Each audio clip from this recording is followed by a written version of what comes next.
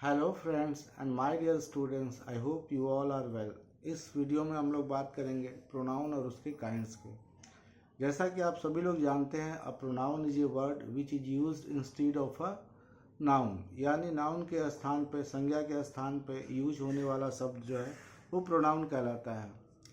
अब हम लोग आते हैं जैसे प्रोनाउन के एग्जाम्पल्स पे, तो I, we, you, he, she, it, this, that, this, those, me, us, him, her, my, our आदि ये सभी प्रोनाउन कहलाते हैं। अब हम लोग जानेंगे प्रोनाउन के भेद के। तो प्रोनाउन बच्चों, प्रोनाउन के 8 भेद होते हैं। पहला पर्सनल प्रोनाउन, जो व्यक्तियों या वस्तुओं के लिए यूज होता है, उसे हम लोग पर्सनल प्रोनाउन या पुरुषवाचक सर्वनाम कहते हैं या व्यक्तिवाचक सर्वनाम कहते हैं, जिसका उदाहरण है I, we, my, me, our, us, mine, ours, you, yours, he, she, it, him, her, they, his, her, theirs, them आदि। दूसरा होता है रिफ्लेक्सिव प्रोनाउन, जिसे हिंदी में निजवाचक सर्वनाम कहते हैं, जो खुद के बारे में बताता है, जैसे myself, ourselves, yourselves, yourselves, himself, herself, itself, themselves. बच्चों, यहाँ एक बात बहुत आपको ध्यान देना होगा कि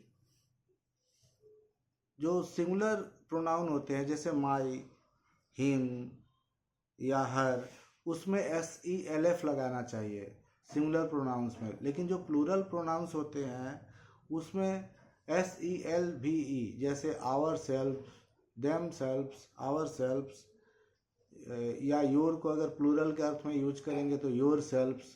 तो इस बात का जरूर आप ध्यान रखिएगा। ये रिफ्लेक्सिव प्रोनाउन जो है स्वयं के अर्थ पे जोर देता है। माई सेल्फ माने मैं स्वयं, है ना। अब हम लोग आते हैं डेमोन्स्ट्रेटिव प्रोनाउन,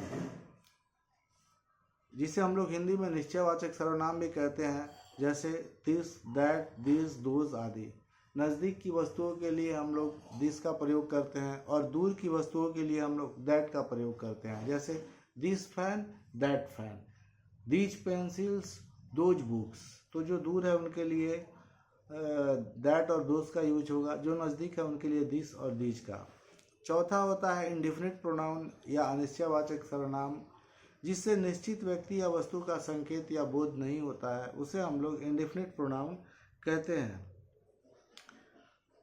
तो इसका उदाहरण होता है जैसे all, no, one, others, many, anything, anybody, somebody आदि।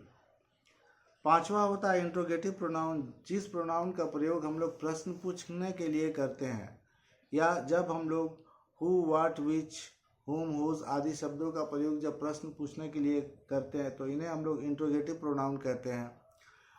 और लेकिन जब इन्हीं शब्दों का प्रयोग हम लोग नाउन के साथ, पहले आने वाले नाउन के साथ संबंध बताने के लिए या उसका रिपीटिशन रोकने के लिए करते हैं, तो हम लोग इन्हें रिलेटिव प्रोनाउन भी कहते हैं, जैसे this is the man who did it. तो इस वाक्य में हु जो है वो रिलेटिव प्रोनाउन है, जबकि अगर हम लोग पूछेंगे हु आर यू, तो वहाँ पर हु हो जाएगा इंट्रोगेटिव प्रोनाउन।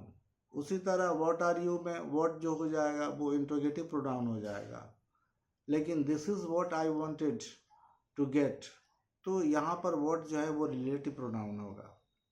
एक ही वर्ड कभी इंट्रोगेटिव प्रोनाउन हो जाता है और फिर वो रिलेटिव प्रोनाउन भी हो जाता है। अब हम लोग आते हैं पॉजेसिव प्रोनाउन के बारे में। जो प्रोनाउन संबंध को, किसी चीज़ पे स्वामित्व को बताता है, उसे हम लोग पॉजेसिव प्रोनाउन कहते हैं, जैसे द बुक इज माइन, मतलब कि ये बुक मेरा है। द पेन इज योर्स, ये कलम तुम्हारी है। अब आठवां भेद डिस्ट्रीब्यूटिव प्रोनाउन है, जो प्रत्येक को बताता है, जैसे ईच, एवरी, आइदर, नीदर आदि को हम लोग डिस्ट्रीब्यूटिव प्रोनाउन कहते हैं। Each of the 2 boys, each of the 5 girls, each of this pencils, माने इन वस्तुओं में से प्रत्येक या इन लोगों में से प्रत्येक। तो इसे हम लोग डिस्ट्रीब्यूटिव प्रोनाउन के नाम से जानते हैं। तो मुझे आशा है बच्चों आप लोग प्रोनाउन जरूर सीख गए होंगे, और अगर मेरे लिए कुछ सुझाव हो तो आप लोग कमेंट में ज़रूर दीजिए, मैं उसका स्वागत करूंगा, उसके अनुसार आपको जानकारी प्रदान करने की कोशिश करूंगा। तो मेरे प्यारे बच्चों एंड माय डियर फ्रेंड्स, अगर आपको वीडियो पसंद आई हो तो इसे लाइक, शेयर और सब्सक्राइब ज़रूर करें, और अगली वीडियो में नई जानकारी जानने के लिए मेरा अगला वीडियो ज़रूर देखें। तब तक के लिए आप सभी को गुड बाय, थैंक यू।